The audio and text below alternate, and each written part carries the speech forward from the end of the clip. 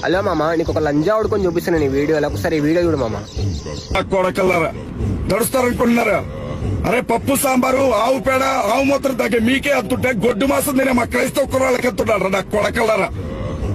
ఒక్కసారి మా దెబ్బ తగిలితే సింహపు పంచా దెబ్బ తగులుతుంది. అరే లంజోడకను మా గోమతం తింటాను బరాబర్ వచ్చి వీడియోలు ఎత్తున్నావు కదా. నువ్వు మా హిందువులకు కానీ కరెక్ట్ గా దొరికినావు అనుకో, నీ గుద్దల గడ్డపరది మొపోతే చూడాలి లంజోడక.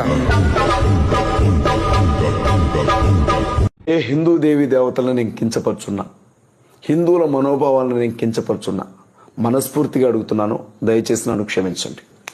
ఇదిగో లైవ్ చూస్తున్న ప్రతి ఒక్కరికి ఈ ముక్క కట్ చేసి, ఆ 7 సెకండ్లు తిట్టిందని చెప్పి వైరల్ చేశారు కదా, ఈ ముక్క కట్ చేయండి ఈ లైవ్ లో నుంచి. అందరికీ క్షమాపణ చెప్పాడు. ఇంకా పర్టికులర్ గా మరలా సెల్ఫీ వీడియో పెట్టుకొని ప్రతి ఒక్కరి పేరున క్షమాపణ చెప్పాల్సిన పని లేదు. కొంతమంది క్రైస్తవ పెద్దలు కావచ్చు, పాస్టర్స్ కావచ్చు, వాళ్ళు కూడా అపార్థం చేసుకుంటున్నారు అజయ్ని. ఎన్నిసార్లు ఫోన్ చేయాలరా నీ పెళ్ళాన్ని దెంగ నా కొడక. హిందువులు మమ్మల్ని తిడుతున్నారు, చేస్తున్నారు. నీ ఎమ్మ పొగు దెంగడానికి నువ్వు దేనికున్నవరు లంజోడక చేతకని నా కొడుకు. మేము ఎన్నిసార్లు ఫోన్ చేయాలి? ఎన్ని నెంబర్ల నుంచి చేయాలరా? చేతకని లంజోడికి చేతకని తరం ఉండు. ఎర్రి పూకు నా కొడక. నేను ఫోన్ చేస్తే ఫోన్ ఎత్తవారా? నీ ఎమ్మ గాలి గొద్దాలి నా సూళ్ళి గాలి నా కొడక.